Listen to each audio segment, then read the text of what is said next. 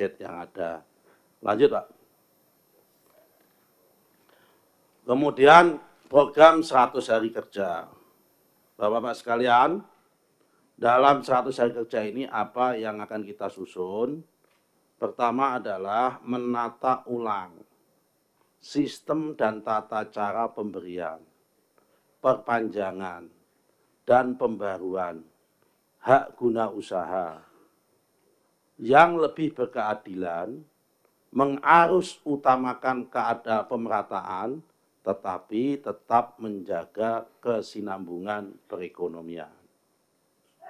Di dalam amanat Undang-Undang Pokok Agraria pasal 29 ayat 1 mengatakan bahwa HGU diberikan dalam waktu 25 tahun. Ayat 2-nya mengatakan dalam kondisi tertentu dapat diberikan dalam waktu 35 tahun. Di dalam ayat penjelasannya dikatakan dalam kondisi tertentu itu adalah tanaman-tanaman yang membutuhkan jangka panjang. Misalnya kelapa sawit, di dalam undang-undang itu di state seperti itu. Kemudian ayat 3-nya mengatakan dapat diperpanjang lagi menjadi tambahan 25 tahun. Namun di dalam Undang-Undang Cipta Kerja ada satu tambahan kata yaitu pembaharuan. Jadi setelah dikasihkan izin, diberikan, dipanjang dan ada pembaharuan, nah pembaharuannya itu ditambah lagi 35 tahun. Kemudian yang nomor 2, tentunya nanti Bapak-Bapak akan tanya apa sih yang membedakan penataan ulang ini dengan hari ini dengan sebelumnya. Pasti akan dikejar seperti itu. Saya sudah kira-kira sudah baca cara berpikirnya Pak Deddy Sitorus pasti akan ke sana.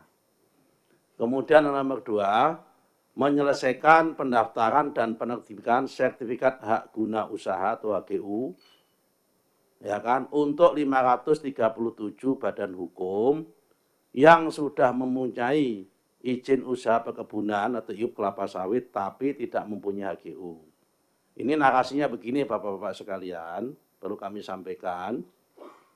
Pada Undang-Undang Nomor 39 Pak ya.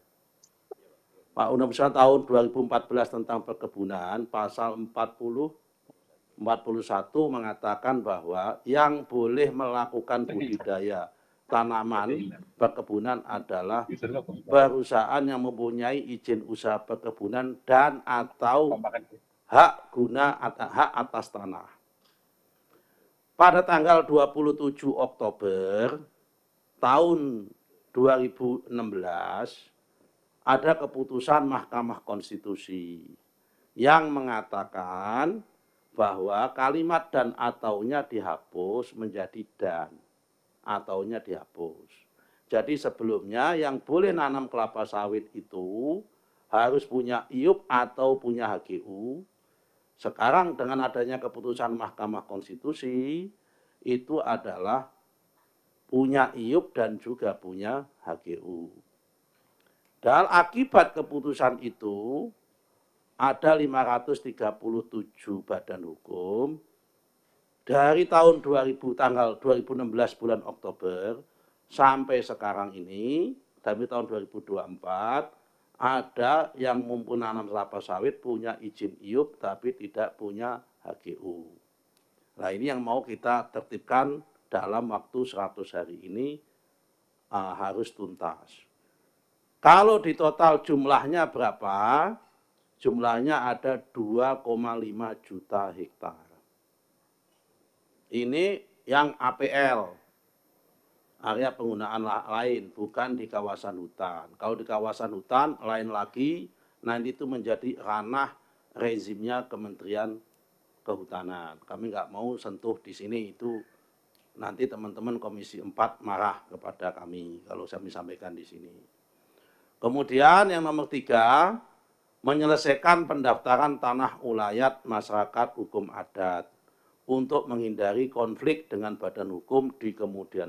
15 tahun di Komisi 6 bersama Pak Aryo Bimo, ini selalu sering menemui tentang ninik mama dan sebagainya yang dengan PTP, dengan badan hukum dan sebagainya di sini akan kita tuntaskan secara pelan-pelan. Karena total tanah ulayat yang menggunakan hukum adat di Indonesia ini masih kurang lebih sekitar plus minus ya 3,5 juta hektar. Tapi yang sudah terdaftar kurang dari 1.000 hektar. Jadi masih pekerjaan besar ini untuk yang tanah ulayat. Yang nomor 4, ini inovasi pengelolaan dan pemanfaatan tanah wakaf produktif sehingga berguna bagi kemaslahatan umat. Kami ada ide pemikiran, salah satunya tanah-tanah yang terlantar, yang jumlahnya lebih dari 1,5 juta hektar, tanah negara yang terlantar, ada pemikiran, tapi ini sifatnya masih pemikiran, HPL-nya akan kita serahkan sama bank tanah, tapi penggunaannya akan kita serahkan kepada badan wakaf salah satunya, supaya menjadi wakaf produktif dan kemudian itu ada kemaslahatan. Salah satunya itu nanti ada pemikirannya. Kemudian yang poin 5, menyelesaikan pendaftaran 1,5 juta bidang tanah untuk mencapai target 120 juta bidang tanah pada tahun 2024. Ini termasuk PTSL. PTSL dari tahun 2017 sampai tahun 2024 ini bulan Desember, kami ditarget 126 juta bidang tanah. Sampai bulan Oktober ini sudah tercapai 119 juta bidang tanah. Sehingga kita masih harus nambah lagi supaya kerja sampai angka level 126 juta tanah. Berapa target ke depan, Bapak-Bapak sekalian, untuk PTSL atau untuk pemetaan tanah? Di Indonesia itu ada 70 juta, 4 hektar APL, area penggunaan lain. Kalau yang hutan itu plus minus ya, sekali lagi plus minus karena datanya beda-beda, itu 125 juta itu kehutanan. Dari 70 juta plus minus tadi hektar itu, yang sudah terpetakan sekitar 55 juta. Sehingga masih kurang sekitar 14,4 juta hektar yang belum terpetakan sama sekali. Nah ini menjadi pekerjaan 5 tahun mendatang, ya kan, itu kita akan melakukan pemetaan dan pendaftaran di 14,4 juta hektar tanah yang targetnya kalau dilihat dari bidang itu mencapai 80 juta bidang sertifikat. Kemudian nomor 6, pemenuhan target 104 kantor pertanahan sebagai kabupaten kota lengkap pada tahun 2024. Ini targetnya, sekarang udah berapa Pak ya? 79. Sekarang udah 79, kita target 104. Semua kota itu di dalam kawasan tersebut tanahnya sudah terdaftar dan terpetakan. Lengkap. Definisi lengkap kalau kata Pak Fikri itu juga lengkap dengan dosanya di dalamnya itu. Karena kita tidak bisa menutup kemungkinan di dalam penataan dan lengkap itu ada kesalahan maupun ada salah ukur maupun ada salah ini, itu tidak menutup kemungkinan ada. Karena itu secara jujur kami state di sini, karena ini di depan forum yang baik, salah satu PR-nya adalah lengkap dengan dosanya. Karena mungkin barangkali bapak-bapak, ibu-ibu sekalian, belum pernah mendapat informasi karena saya tanya teman-teman belum pernah disampaikan di sini, saya mau sampaikan saja nggak apa-apa, karena kita ini memulai dengan baik.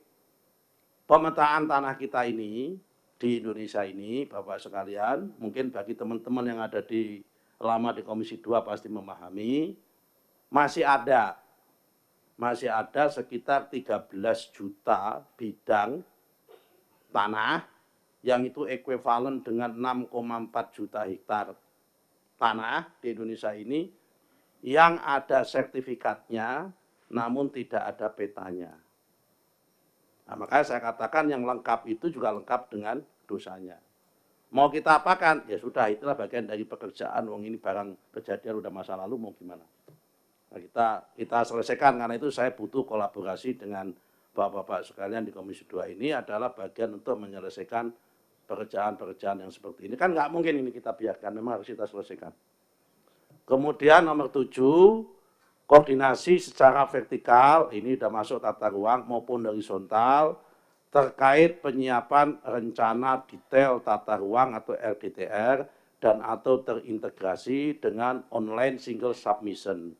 Bapak-bapak sekalian, zaman saya jadi anggota DPR di Komisi 6 bersama dengan Pak Aryo Bimo dan Pak Deddy Sitorus, kita semua sering mengeluhkan lambatnya dokumen PKKPR.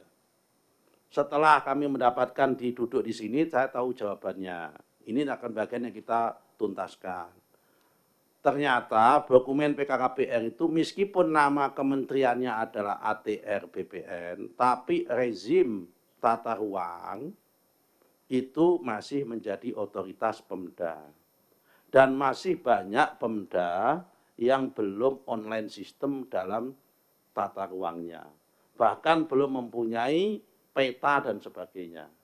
Nah, ini menjadi salah satu PR yang harus kita koordinasi secara vertikal. Apakah nanti solusinya harus mengubah undang-undang, apakah solusinya cukup koordinasi tapi dengan berbagai solusi, nanti akan kita simulasi. Nomor 8, penyiapan rancangan peraturan pemerintah atau RPP tentang rencana tata ruang wilayah nasional atau RTRWN sebagai tindak lanjut Undang-Undang Nomor 59 Tahun 2024 tentang rencana pembangunan jangka panjang nasional tahun 2025 tahun 2045. Yang nomor 9, pelaksanaan program Integrated Land Administration and Spatial Planning kerjasama dengan World Bank bertemakan penguatan rencana tata ruang, administrasi tanah, dan batas administrasi desa di Indonesia yang memperhatikan perubahan iklim dengan melibatkan 3 KL, yaitu Kementerian ATR BPN, Kemendagri, dan Badan Informasi Geospasial. 2 KL ada di Komisi 2 dan 1 KL BIG di Komisi berapa Pak ya, mohon izin? BIG Pak pimpinan di Komisi berapa di sini ya? Badan Informasi Geospasial di DPR-nya, mitranya.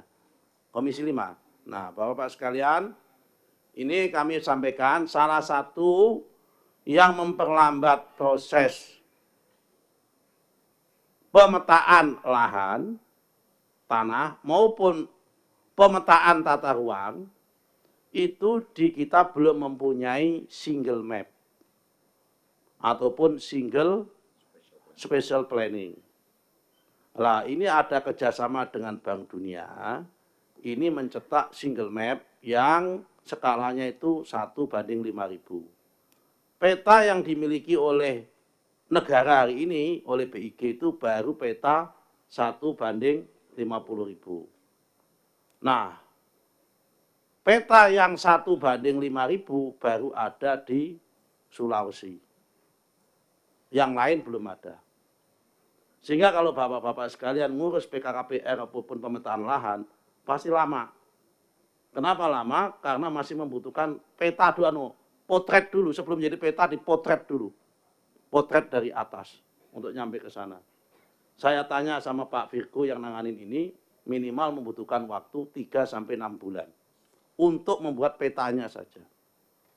Nah, dengan adanya proyek ini, dengan BIG ini, nanti minimal separuh pekerjaan ketika Bapak-Bapak sekalian menyusun RDTR, mengajukan PKPPR untuk memulai usaha baru, membangun pelabuhan, membangun pabrik maupun membangun yang lain-lain, itu petanya sudah ada sehingga mempercepat proses 50-60% sudah terpotong kalau sudah ada single mapping itu.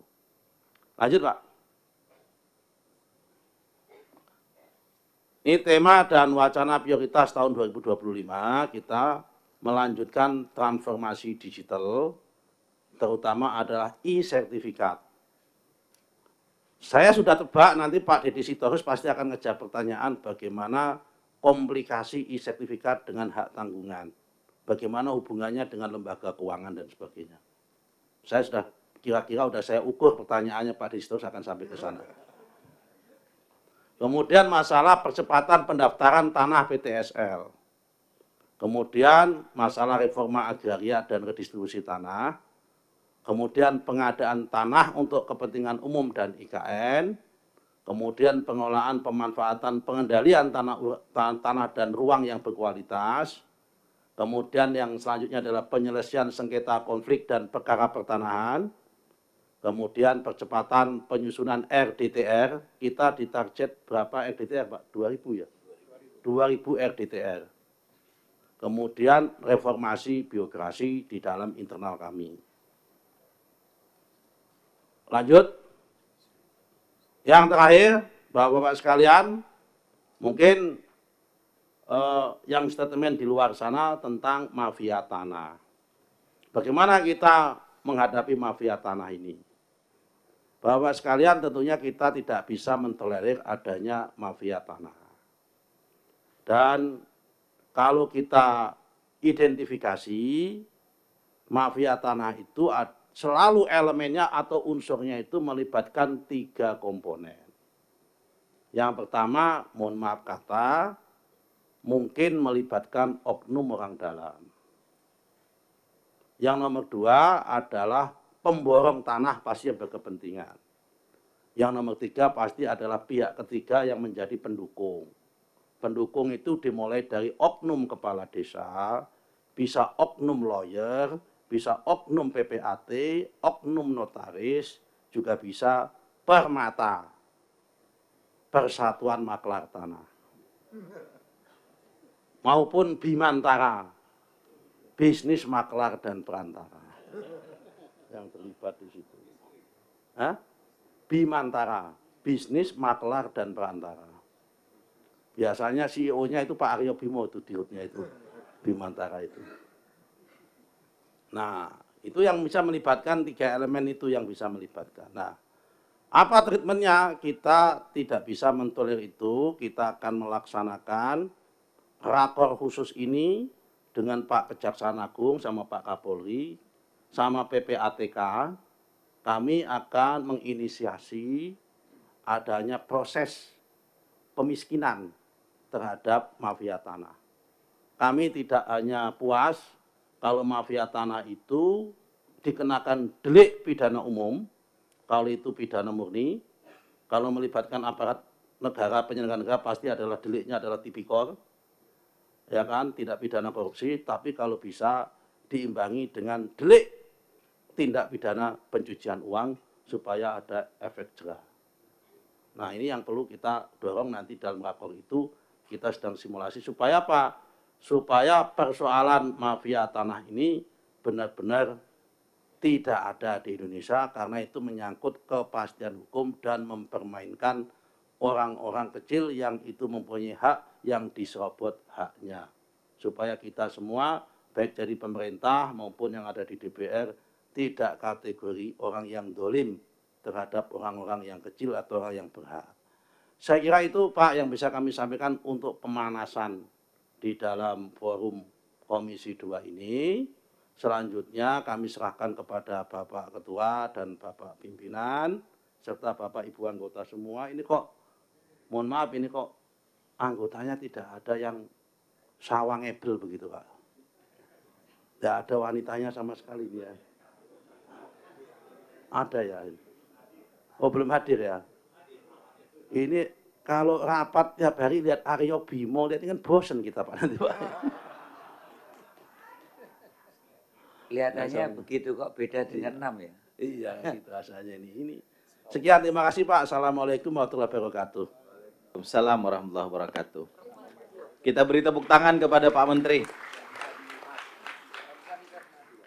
Saudara Menteri, Wakil Menteri, dan seluruh jajaran Kementerian ATR BPN, kami mengucapkan terima kasih atas paparan dan perkenalan dari Pak Menteri. Saya kira banyak hal tadi yang disampaikan oleh Pak Menteri. Satu hal yang saya sangat senang dan saya beri apresiasi adalah kejujuran Pak Menteri. Kejujuran ini saya kira adalah modal utama Bapak untuk bekerja bersama teamwork Bapak di kementerian, baik bersama Wakil Menteri maupun seluruh jajaran Kementerian ATR BPN. Salah satu hal yang saya kira patut mendapat akan apresiasi kita, bahwa dalam 100 hari ke depan, Pak Menteri ingin membereskan lebih kurang 2,5 juta hektar lahan yang selama berpuluh-puluh tahun kebun sawitnya sudah ada di situ. Sudah panen, sebagian besar sudah ada pabriknya, dan ini merupakan pembodohan terhadap negara setiap hari. Kalau 2,5 juta hektar ini Pak Menteri bisa selesaikan dalam waktu yang sesingkat-singkatnya, maka paling tidak ada dua hal yang bisa diselesaikan.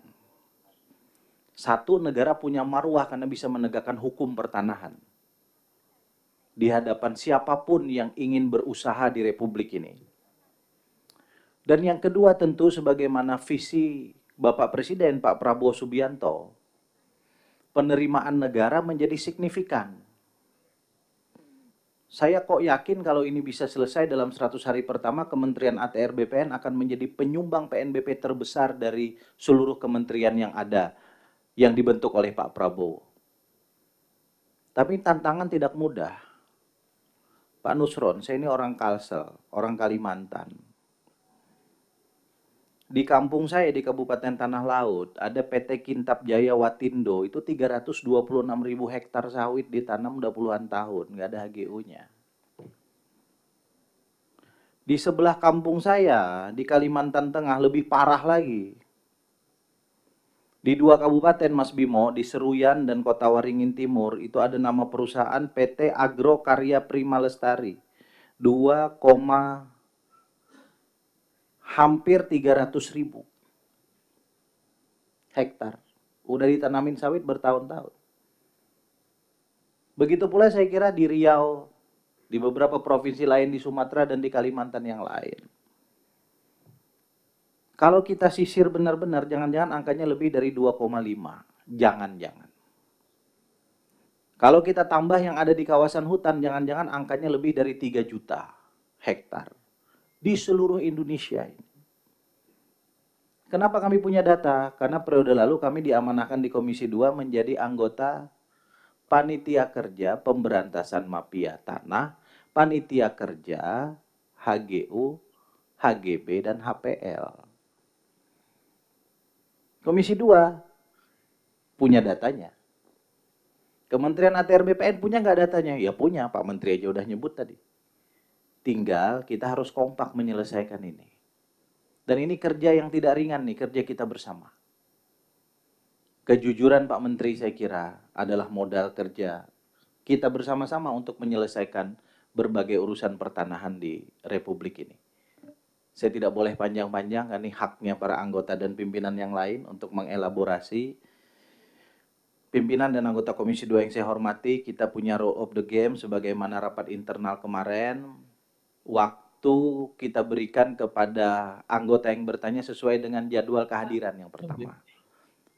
Yang bertanya terakhir, yang terakhir datang. Kalau yang saya sebutkan tidak mau bertanya, nggak apa-apa. Yang pertama hadir tadi Pak Zulkifli Anwar. Bukan karena saya